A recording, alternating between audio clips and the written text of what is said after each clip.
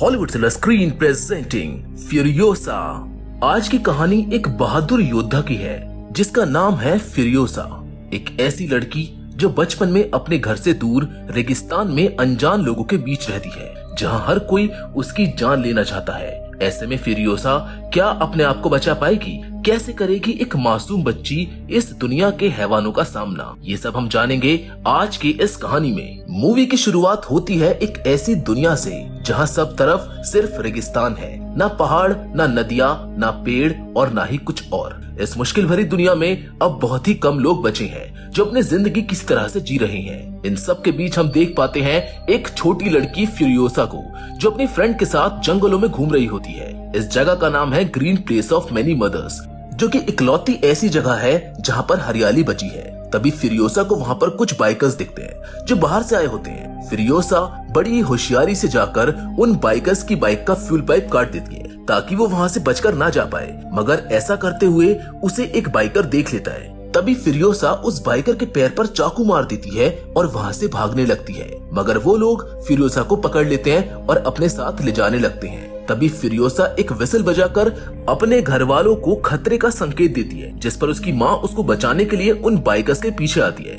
एक बाइकर को वो पहले अपनी तलवार से मार देती है, जिसके बाद वो उसकी बाइक लेकर उन सभी लोगों का पीछा करने लगती है। तभी फ्यूरियोसा की माँ एक और बाइकर को गन से शूट करके मार डालती है। उधर फ्यूरियोसा एक दूसरे बाइकर की बाइक पर पड़ी होती है। वो अपने दांतों से उस बाइक का फ्यूल पाइप भी काट देती है, जिससे कुछ दूर चलने के बाद उस बाइकर की बाइक का फ्यूल खत्म हो जाता है और उसकी बाइक बंद पड़ जाती है। जिसके बाद वो दोनों बाइकर्स आपस में बहस करने लगते हैं और मौके का फायदा उठाते हुए फ्यूरियोसा वहाँ से भागने की कोशिश करती, मगर वो लोग उसको फिर से पकड़ लेते हैं और अपने कैंप में ले जाते हैं। इधर फ्यूरियोसा की माँ ये सब देख रही होती है और एक पहाड़ पर चढ़कर वो उन बचे हुए दो बाइकर्स में से एक को मारने में कामयाब हो जाती है, मगर आखिरी बाइकर जिसके साथ फ्यूरियोसा होती है वो उसे अपने साथ अपने कैंप के हेड डिमेंटस के पास ले जाता है। मगर इससे पहले कि वो आदमी डिमेंटस तक पहुंचकर उसे ग्रीन प्लेस के बारे में बताता, फ्यूरियोसा उसको बाइक पर से गिरा देती है, जिससे उसकी मौत हो जाती है। डिमेंटस जब फ्यूरियोसा से मिलता है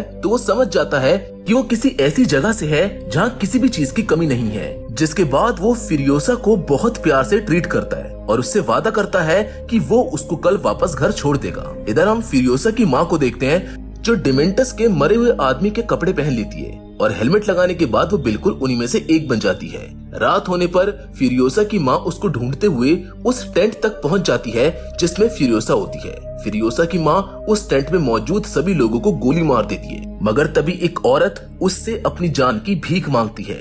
जिसके बाद फ्यूरियोसा अपनी बेटी को लेकर वहाँ से चली जाती है, मगर तभी वो औरत जाकर सभी लोगों को जगा देती है, जिसके बाद सारे लोग फ्यूरियोसा के पीछे लग जाते हैं। ये सब देखकर फ्यूरियोसा की माँ बाइक को एक गुफा की तरफ ले जाती है और फ्यूरियोसा को बाइक देकर उसे जाने के लिए कहती है। जाने से पहले फ्यूरियोसा की माँ उसको एक बीज देती है और उसे ग्रीन प्लेस में गाड़ने के लिए कहती है। जिसके बाद फ्यूरियोसा वहाँ से चली जाती है, मगर कुछ देर के बाद फ्यूरियोसा को गन शॉट्स की आवाज आती है, जिसको सुनकर वो वापस वहाँ पर आती है और देखती है कि उसकी माँ को उन लोगों ने पकड़ लिया है और वो फ्यूरियोसा के सामने ही उसको मार देते हैं। आगे हम देखते हैं कि डिमेंटस फ्यूरियोसा को अपना बंदी बनाकर रख लेता है, जहाँ फ्यूरियोसा उसके द्वारा किए जाने वाले सभी गलत कामों को देखती रहती है। डिमेंटस फ्यूरियोसा को अपना एक खास टेडी बियर भी देता है, मगर फ्यूरियोसा उसको जमीन पर फेंक देती है। अब क्योंकि फ्यूरियोसा अपने घर से दूर थी और उसको भी ये नहीं पता था कि वो कब वापस जा पाएगी, इसलिए वो रास्ता भूल जाने के डर से घर जाने का पूरा रास्ता अपने हाथ पर टैटू के फॉर्म में बना लेती है, ताकि वो उसको फॉलो करके कभी ना कभी अपने घर जा सके। कुछ दिनों बाद जब वो लोग ग्रीन प्लेस की तलाश में इधर उधर भटक रहे होते हैं, तब उन्हें आसमान में लाल रंग उड़ता हुआ नजर आता है, जिसको देखकर वो समझ जाते हैं कि जरूर वहाँ पर कोई इंसान मौजूद है। जब वो वहाँ पर जाते हैं तो उनको एक आदमी मिलता है जो उन्हें बताता है कि वो सिटाडेल से है, जहाँ भरपूर खाना और पानी है। जिसको सुनकर डिमेंटस अपने लोगों के साथ सिटाडेल के लिए रवाना हो जाता है। सिटाडेल पहुंचकर डिमेंटस वहां के मालिक को अपने सामने बुलाता है और उसे अपने आगे झुकने के लिए कहता है। हम आपको बता दें कि सिटाडेल का जो बॉस है वो है इमॉर्टल जो। अब इमॉर्टल जो, जिसे डिमेंटस बस सिटाडेल का राजा समझ रहा होता है, असल में वो सिर्फ राजा नहीं है बल्कि वहाँ रहने वाले लोगों के लिए भगवान है। इमॉर्टल जो उस पूरे सिटाडेल पर राज करता है और उसके आसपास बहुत से सोल्जर्स भी होते हैं जो उसके लिए मर मिटने को भी तैयार थे, मगर ये बात अभी डिमेंटस नहीं जानता था इसलिए उसके बुलाने पर जब इमॉर्टल जो उससे मिलने आता है तो वो डिमेंटस को अपना कोई एक आदमी चुनने के लिए कहता है, जिसके बाद वो चुना हुआ आदमी उन सभी के सामने इमॉर्टल जो के लिए अपनी जान दे देता है। उसके बाद वो सभी लोग डिमेंटस और उसके लोगों पर हमला कर देते हैं और अंत में डिमेंटस को वहाँ से भागना पड़ता है। सीन बदलता है और हम डिमेंटस और उसके आदमियों को गैस्टाउन नाम की एक जगह के बाहर देखते हैं। यहाँ पर हमको पता चलता है कि ये जगह भी इमॉर्टल जो की ही है। असल में इमॉर्टल जो के पास बहुत सारे सोल्जर्स के साथ साथ बहुत से वेपन्स और गाड़ियां भी होती हैं, जिनके लिए जिस क्रूड ऑयल की जरूरत पड़ती है वो उसे उसी गैस्टाउन में लगी रिफाइनरी से मिलता था। डिमेंटस को ये पता था, इसीलिए वो गैस्टाउन पर कब्जा करने के लिए आया था ताकि वो उसके बदले इमॉर्टल जो से नेगोशिएट कर सके। आगे हम देखते हैं कि एक दिन जब इमॉर्टल जो के आदमी गैस्टाउन से फ्यूल के टैंकर्स लेकर सिटाडेल जा रहे थे, तब डिमेंटस के लोगों ने उन गाड़ियों पर हमला कर दिया और सभी टैंकर्स को लूट लिया। जिसके बाद डिमेंटस ने अपने कुछ आदमियों को इमॉर्टल जो के आदमियों के जैसा बना दिया और उन्हें उसी टैंकर्स में बैठाकर वापस गैस्टाउन की तरफ भेज दिया। जिसके बाद वो खुद बाकी सेना के साथ उनका पीछा करने लगा।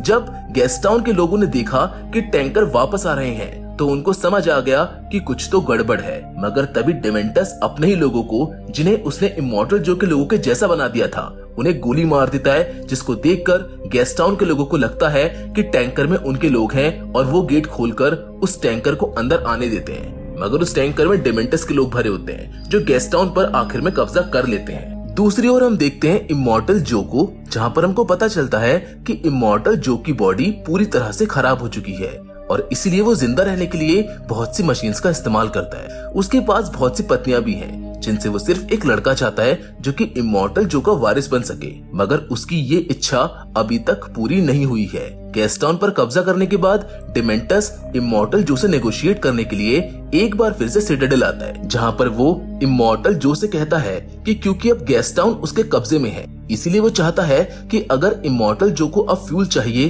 तो उसके बदले में उसे डिमेंटस और उसके लोगों को खाना देना होगा। तभी इमॉर्टल जो की नजर डिमेंटस के साथ खड़ी फ्यूरियोसा पर पड़ जाती है, जिसे डिमेंटस अपनी बेटी बताता है, मगर इमॉर्टल जो के पूछने पर फ्यूरियोसा कहती है कि उसको अगवा किया गया है और उसकी माँ को डिमेंटस ने मार डाला है। जिसके बाद इमॉर्टल जो डिमेंटस की मांग एक्सेप्ट कर लेता है और साथ ही फ्यूरियोसा को भी अपने पास रख लेता है ताकि आगे चलकर वो उसकी वाइफ बन सके। अब फ्यूरियोसा को इमॉर्टल जो की बाकी वाइफ्स के साथ रख दिया जाता है, जहाँ फ्यूरियोसा देखती है कि उन महिलाओं के साथ इमॉर्टल जो बहुत अत्याचार करता है और उन लोगों से पैदा हुई लड़कियों को जिंदा जमीन में दफना देता है। तभी इमॉर्टल जो का एक आदमी रिक्टस फ्यूरियोसा के बाल छूता है, जिसके बाद रात में फ्यूरियोसा अपने बाल काटकर एक विग बनाती है क्योंकि उसको पता था कि वो आदमी फिर से उसको परेशान करने की कोशिश करेगा। उसी रात जब फ्यूरियोसा सो रही होती है तब रिक्टस उसको पकड़कर अपने कमरे में ले आता है और उसे गलत तरह से टच करने की कोशिश करता है। जिसके बाद जैसे ही वो फ्यूरियोसा के बालों को छूता है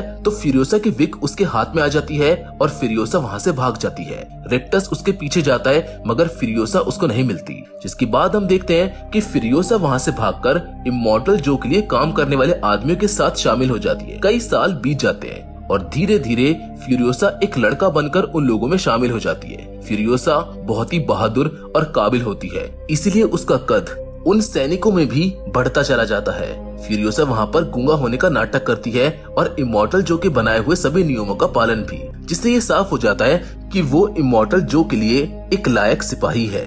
कुछ दिनों बाद सभी वर्कर्स एक साथ काम करके एक बड़ी भारी मशीन बनाते हैं। जिस वक्त वहाँ एक नया सोल्जर जैक भी आता है। जब वो उस मशीन को पहली बार टेस्ट ड्राइव के लिए बाहर लेकर जाता है तो डिमेंटस के सोल्जर्स उन पर हमला कर देते हैं और उस मशीन को तबाह करने की कोशिश करते हैं। वो लोग पैराशूट से उस ट्रक पर अटैक करते हैं जिस पर वो मशीन रखी होती है। तब फ्यूरियोसा ट्रक के नीचे जाकर उस हमले से हुए नुकसान को ठीक करने की कोशिश करती है। तभी डिमेंटस का एक आदमी भी उस ट्रक के नीचे आकर वहाँ पर बॉम्ब लगा देता है, जिसे फ्यूरियोसा वहाँ से हटाती है। इसके बाद वो ट्रक के नीचे लटकते हुए उस आदमी से भी लड़ती है और इसी बीच उसका नकाब उतर जाता है और जैक के सामने उसके बाल खुल जाते हैं, जिसको देखकर जैक समझ जाता है कि वो एक लड़की है। मगर अभी भी वो लोग इस बात पर ज्यादा ध्यान नहीं देते और लड़ाई करते रहते हैं। अंत में फ्यूरियोसा उस मशीन को जो उन्होंने बनाई थी उसको इस्तेमाल करती है और डिमेंटस के सारे लोग मारे जाते हैं। जिसके बाद फ्यूरियोसा जैक पर बंदूक तान देती है, मगर जैक बड़ी चालाकी से उसे गाड़ी से बाहर फेंक देता है। जिसके बाद वो वापस फ्यूरियोसा को लेने आता है और उसके राज को छुपाए रखने का वादा करता है। जैक फ्यूरियोसा से ये भी कहता है कि वो उसके लिए खाना, पानी और गाड़ी का भी इंतजाम कर देगा, जिसके बाद वो जहाँ चाहे वहाँ पर जा सकती है। फ्यूरियोसा अपनी जिंदगी में सबसे ज्यादा नफरत डिमेंटस से ही करती है और उसे काफी बुरे सपने आते हैं क्योंकि डिमेंटस ने उसकी माँ को मारा था और ये बात वो कभी भूल नहीं सकती थी। अब फ्यूरियोसा और जैक को गेस्ट टाउन से सिटाडेल तक फ्यूल लाना और डिमेंटस के लोगों के लिए खाना ले जाने का काम सौंपा गया था, जिसको करते हुए एक दिन जब वो लोग गेस्ट टाउन में पहुंचे तब डिमेंटस ने उनको बताया कि उनके पास अब फ्यूल खत्म हो गया है और वो इमॉर्टल जो से एक बार फिर मिलना चाहता है। जिसके बाद डिमेंटस के लोगों ने सारा खाना लूट लिया और जैक और फ्यूरियोसा को खाली हाथ ही वापस आना पड़ा। दूसरी ओर अब डिमेंटस सिटाडेल के ऊपर हमला करने का प्लान बनाता है। एक दिन जब जैक और फ्यूरियोसा फ्यूल को लेकर मशीन बनाने वाली जगह पर जा रहे होते हैं, तभी वहाँ पहुँचते ही डिमेंटस उन पर हमला कर देता है। जैक फ्यूरियोसा को वहाँ से बाहर निकाल देता है, मगर जैक को अकेला लड़ते देख फ्यूरियोसा वहाँ से जा नहीं पाती और वहीं रुककर जैक की मदद करने लगती है। जिसके बाद वो दोनों मिलकर डिमेंटस और उसके बहुत से आदमियों को मौत के घाट उतार देते हैं। जिसके बाद वो दोनों एक कार में बैठकर वहाँ से भागने लगते हैं। बहुत समय बाद जिस मौके का इंतजार उन दोनों को था वो मौका आ गया था, मगर डिमेंटस उन लोगों का पीछा करने लगता है क्योंकि उन लोगों ने उसका प्लान खराब कर दिया था। डिमेंटस को उनके पीछे आता देखकर जैक उनके ऊपर गोलियां चलाने लगता है। इसी लड़ाई के बीच में फ्यूरियोसा का एक हाथ बुरी तरह से जख्मी हो जाता है कि तभी डिमेंटस उनकी गाड़ी को टक्कर मार देता है और उन दोनों को पकड़ लेता है। अभी तक भी डिमेंटस फ्यूरियोसा को नहीं पहचान पाया था। सजा के तौर पर जैक को बांधकर गाड़ियों के पीछे दौड़ाया जाता है और फ्यूरियोसा को एक हाथ से लटका दिया जाता है। जिसके बाद डिमेंटस बैठकर उस नजारे का मजा लेने लगता है। कुछ देर बाद जब डिमेंटस का मन भर जाता है तब वो जैक और फ्यूरियोसा को वहीं छोड़कर जाने के लिए कहता है, मगर जब वो फ्यूरियोसा को देखने जाता है तो वहाँ पर फ्यूरियोसा नहीं सिर्फ उसका हाथ होता है, क्योंकि फ्यूरियोसा ने वहाँ से बचने के लिए उसको काट दिया था। बाद में हम देखते हैं कि फ्यूरियोसा तेजी से एक ही हाथ से बाइक चलाते हुए वापस सिटाडेल की तरफ भागती है, जहाँ पहुंचकर वो इमॉर्टल जो को डिमेंटस के प्लान के बारे में सब कुछ बता देती है। जिसके बाद वहाँ शुरू होती है एक भयानक जंग जिसमें बहुत दिनों तक खून की नदियां बहती है। इधर फ्यूरियोसा सिटाडेल में बैठकर अपने लिए एक रोबोटिक हाथ तैयार करती है और अपना बदला लेने के लिए खुद को भी तैयार करती रहती है। कुछ दिनों बाद जब वो पूरी तरह से तैयार हो जाती है तब वो निकल पड़ती है अपना इंतकाम लेने के लिए अपनी माँ के कातिल से। फ्यूरियोसा एक टूटी हुई गाड़ी लेकर जंग के मैदान में उतरती है, जहाँ पर उसको पता चलता है कि डिमेंटस अपने कुछ साथियों के साथ जंग का मैदान छोड़कर भाग चुका है। उस समय फ्यूरियोसा की आंखों में लगी आग को देखकर वहाँ पर मौजूद एक सिपाही उसे मौत का 5वां फरिश्ता बुलाता है। जिसके बाद फ्यूरियोसा एक बड़ी गाड़ी में बैठकर डिमेंटस के पीछे जाती है, जहां डिमेंटस उसको देखकर अपने लोगों को अलग अलग दिशा में जाने के लिए कहता है। जिसके बाद फ्यूरियोसा डिमेंटस की गाड़ी के पीछे ही आ जाती है, मगर उसे पकड़ने पर उसको पता चलता है कि वो आदमी डिमेंटस नहीं है, बल्कि उसने तो सिर्फ उसके कपड़े पहने हुए हैं और वो उसका कोई सिपाही है। डिमेंटस तो बाइक लेकर दूसरी दिशा में चला गया है, पर फ्यूरियोसा पहाड़ पर से डिमेंटस को देख लेती है और उसके पीछे जाती है। तभी वहाँ पर एक तूफान आता है जिसमें डिमेंटस फंस जाता है, मगर जब उसकी आंखें खुलती हैं तो वो फ्यूरियोसा को अपने सामने पाता है। यहाँ डिमेंटस को ये समझ नहीं आ रहा होता कि आखिर फ्यूरियोसा उसके पीछे क्यों पड़ी है। फ्यूरियोसा उसको याद दिलाने की कोशिश करती है कि वो कौन है, जिस पर डिमेंटस उसे खुद को मार देने के लिए कहता है, क्योंकि अब तक डिमेंटस ने इतने लोगों को मारा था कि उसको याद भी नहीं था कि आखिर फ्यूरियोसा किसकी बात कर रही है। फ्यूरियोसा डिमेंटस को चेन से बांधकर बहुत बुरी तरह से मारती है